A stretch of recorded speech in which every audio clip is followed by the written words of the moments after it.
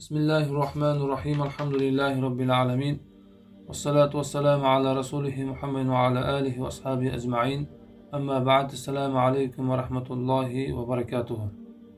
Alloh taoloning madadi bilan sizlar bilan Xolitin Mahmud Jahani hafizahullahning Ramazonga tegishli bo'lgan bir kitoblarini dars qilgandik. Alloh taolo nashr qilayotgan darslarimiz davomli qilsin. Alloh taolo bilmaganlarimizni bildirsin.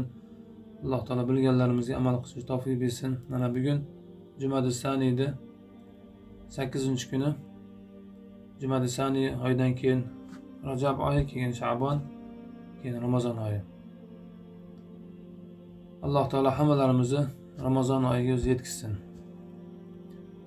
Al-Bahsu Saniy. Mana bugun ikkinchi mavzudan darsimizni davom ettirib boshlaymiz.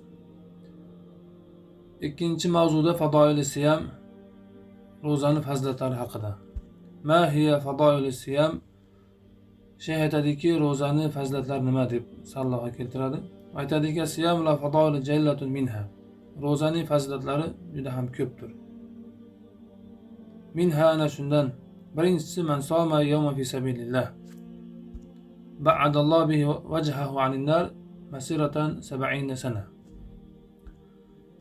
Qaysi bir kishi Alloh yo'lida bir kun ro'za tutsa, Alloh taolo uni yüzünü jahannamdan 70 yil uzalashtirib yuboradi deyapti. Mana bu sallohani zikr qilib keltiryapti.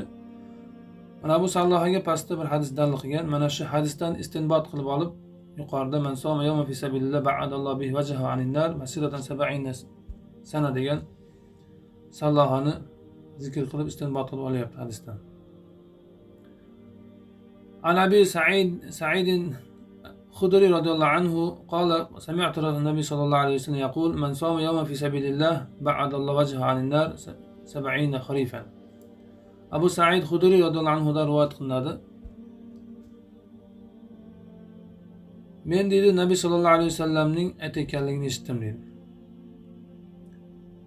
Nabiy sallallohu alayhi vasallam aytdilarki, qaysi bir kishi Alloh yo'lida bir kun ro'za tutsa, ba'adallohu wajhahu anin nar 70 xarifan. Alloh taolo uni yuzini jahannamga 70 yil uzalashtirib yuboradi dedilar. Ravi Buxoriy va Muslim. Buxoriy va Muslimdan rivoyat qilingan hadis. Mana bu hadisdan bir qancha foyda olishimiz kerak. Birinchisi, Abu Sa'id Xudri radhiyallohu anhu Nabiy sallallohu alayhi vasallamning aytganligini eshitdim deyapti.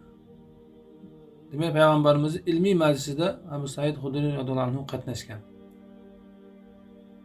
Payg'ambarimizni mana shu hozirgi aytgan hadislarni eshitib, keyin rivoyat qilib aytgan. Qanday foyda olamiz desak, bizlar ham ahli ilmlarda majlislarni lozim tutishimiz kerak. Payg'ambarimiz inna ulama varasatul anbiya degan. Bitta olimlar payg'ambarlar merosxo'ri degan. Ustozlarni haftalik qilayotgan darslarni lozim tutishimiz kerak, borib eshitishimiz kerak. Abu Sa'id Xudri radhiyallohu anhu Payg'ambar alayhisalom aytganligini eshitdim deyapti. Demak, payg'ambarimiz ilmiy dars o'tayotganda payg'ambarimiz darslarga qatnashgan, ilmiy majlislarga qatnashgan. Ham ustozlarimiz haftalik darslar bo'ladi. Haftada 2 marta, 3 marta shu darslarga qatnashimiz kerak.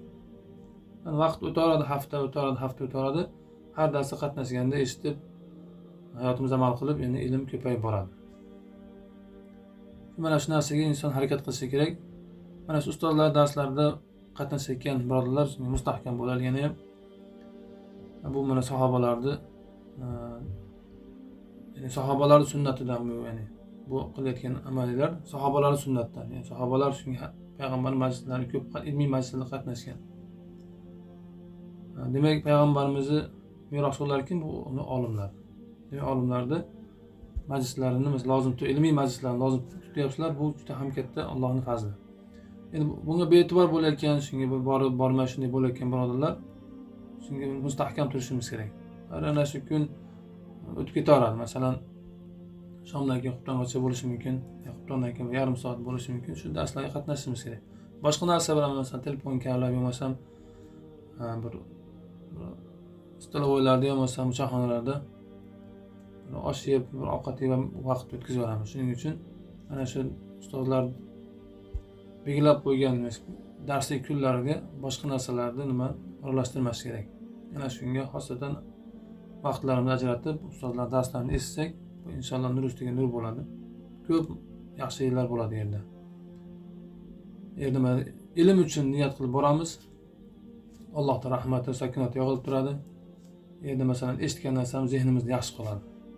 Telefonlardan boshqa eshitamiz, lekin afzali narsa ilmiy majlislarga borib eshitishlik. Telefonlarda eshitsa ham yaxshi ustoz darslarni. Bunga hech qanday shariatda qoralanmaydi, lekin shariatda shunday bir qoida borki, afzal emas bo'ladi. Yani afzal emas degani endi juda past, qilmash kerak degani emas. Masalan, telefonda eshitgandan ustozlarni majlisga borib qatnashish eshitgan yaxshi. Masalan, sizga yaqin joydan borsangiz, imkoniyatingiz bor, sizga hech qanday xatar yo'q, borib eshitsangiz, bu telefonda eshitgandan ko'ra yaxshi bo'ladi sizga. Telefonga nisbatan yaxshi bo'ladi. Shuncha majlislarni biz lozim tutishimiz kerak. Qayerda bo'lsa ham ustozlarni darslarini lozim tutishimiz kerak. Birinchi foyda. Ikkinchi foyda, Payg'ambar alayhisalom qaysi bir kishi Alloh yo'lida bir kun roza tutsa, Alloh taoloning yuzini jahannam 70 yil uzoqlashib yuboradi dedi. Bu Alloh taoloning bizga bergan bir katta bir fazli rahmati. Yani bir kun roza tutamiz Alloh yo'lida, Alloh taolo 70 yil biz yuzimizni jahannamdan Alloh uzoq qilib yuboryapti. Bir kun roza tutganning evazidan. Yani fi sabilillah ulamolar har xil tafsir qilishgan. Ba'zilar Alloh yo'lidagi jihad degan, ya'ni musulmonlarning kofirlar urushlik yo'lidagi musulmonlar bir kun roza tutsa Alloh taolo 70 yil yuzini jahannamdan uzoqlashtirib yuboradi. Bu fi sabilillah maqsad Alloh yo'lida degan. Ba'zi ulamolar yo'q, bu farz amallardan ado qilsa, masalan, namoz o'qisangiz, zakot bersangiz, masalan, shunaqa amallarni qilsangiz, farz amallarni qilsangiz, bu Alloh yo'lida bo'lib hisoblanadi deb shu hadisga tushadi degan. Ya masalan, nafillar qilsangiz, masalan, payshanba, dushanba kuni masalan roza tutsangiz, oyida masalan ayyomul bid deydi. Har oyda 3 kun masalan roza tutsangiz, shu nafil ibodatlarni qilsangiz ham shu nimaga ana shu Alloh yo'liga kirib ketadi, shu hadisga tushadi deb aytgan. Ba'zi ulamolar shunday degan. G'oliban fi sabilillah deganda shu musulmonlar kofirlar bilan jang qilgan paytda roza tutishlikka aytilgan. Wal ma'na anna Alloh yub'idu an nari masafatan 70 sana taqta'u khaylu jiyadu rukdan sari'an. Mana bu hadis ahli aytadiki, mana bu hadisning ma'nosi, albatta Alloh taolo jahannamdan 70 yillik masofa uzoqlashtirib yuborishligi, Alloh yo'lida bir kun roza tutgan odamni 70 yil uzoqlashtirib yuborishligi, uni ko'rinishi shundayki deb misol qilib aytadi. Bir zotdor bir ot tez yugurishlikda 70 yilni qanday kesib o'tsa, chopgan paytda, mana shuncha 70 yil Alloh taolo u odamning yuzini jahannam uzoqlashtirib yuboradi deyapti. Yani 70 yil qanday deganda, bir chopqir ot 70 yil chopsa, qancha yo'l bosib o'tadi? 70 yilda tinmay chopsa. Shuning uchun al-khaylu jiyat deyapti, chopqir ot. Chopqir ot 70 yil yuguradigan bo'lsa, chopadigan bo'lsa, qancha yerni bosib o'tadi? Alloh subhanahu va taolo Alloh yo'lida bir kun roza tutgan odamni yuzini ana shunday Alloh taolo uzoq masofada jahannamdan uzoqlashib yuboradi deyapti. Shuncha yil uzoqlashib yuboradi deyapti. Va sabilillah mana sabilillah degan so'zni sharhlaydi. Am yaqa ala kulli amali xolis salaka bihi tariqun taqarrabu ila Alloh taala bi ada'il faraid va nawafil anwa'u tatawwu'at idza utliqa fa huwa fi al-ghalib waqa ala jihad hatta sara li kathrat al-isti'mal ka'annahu maqsur alayh. Sabilillah degan so'zni sharhlaydi. Aytadiki, bu umumiy deydi. Sabilillahni umumiy deb aytgan biz darsimizni yuqorida aytib o'tdik. Sabilillah degan ulamolar bir qancha tafsir qilgan deb. Shuni ham aytib o'tadi. Umumiy deydi bu sabilillah degani. Har bir Alloh subhanahu va taologa yaqinlashtiradigan, har bir xolis, ixlos bilan qilingan amal shu sabilillahga tushib ketaveradi deydi. Masalan, qaysi bir amal Alloh uchun ixlos bilan qilsangiz, mana shu Alloh yo'liga tushib ketaveradi deyapti. Bil adal faroz deydi, mana farzlarni ado qilishlik. Mana farzlarni ado qilsangiz ham, masalan namoz o'qisangiz, boshqa farzlarni masalan ado qilsangiz, bo'lmagan bu Alloh yo'lida deb hisoblanaveradi. Ya'ni hisoblanadi. hisobiga o'tadi deyapti, ya'ni. Va nawafil, masalan, nafllar, anva tatavvuat, ya'ni Allohga itoat qilinadigan yana ibodatlar turlari deyapti. Mana shular nima? Alloh yo'lida deb hisoblanadi deyapti. Qachon endi bu mutlaq bo'lsa, va huwa fi g'olibi vaqa ala jihad. Endi mutlaq aytilinsa deyapti, umumiy qilib aytilganda u ko'pincha vaqi'a ala jihad, ya'ni Alloh yo'lidagi jihodga tushib ketadi bu deyapti. Alloh yo'lidagi jihodga bu tushib ketadi deyapti. Mana bu so'zdan qisqacha qilib aytganimizda, demak, g'oliban fi sabilillah deganda Alloh yo'lidagi kofirlar bilan jang qilishlik yo'lini aytiladi. G'oliban shunday. Ana shu yo'lda siz roza tutsangiz, Alloh taolo sizni yuzingiz Allohga 70 yil jahannam uzoq qilib yuboradi. G'oliban shunday. Ko'p ulamolar shuni aytishgan. Lekin sheyx aytgan so'z, ba'zi ulamolar shunday degan: farzlar ado qilsa, nafllar ado qilsa, yana boshqa Allohga yaqinlashadigan ibodatlar qiladigan bo'lsa, bu ham Alloh yo'lida bo'lib hisoblanadi degan. Alloh yo'lida hisoblanadi deb aytgan. Va qila, yana aytiladi ekan, murod bihi ha huna mujarrad al-ikhlas niyya ay man soma yawman ibtigha wajhillahi ta'ala. Yana aytiladiki, mana bu hadisdan maqsad, bu yerda hadisdan maqsad niyatni xolis qilishning o'zi degan. Niyatni xolis qilinsa, qaysi bir amalda niyatni xolis qilsangiz, shu Alloh yo'lida hisoblanadi deb aytilgan ekan.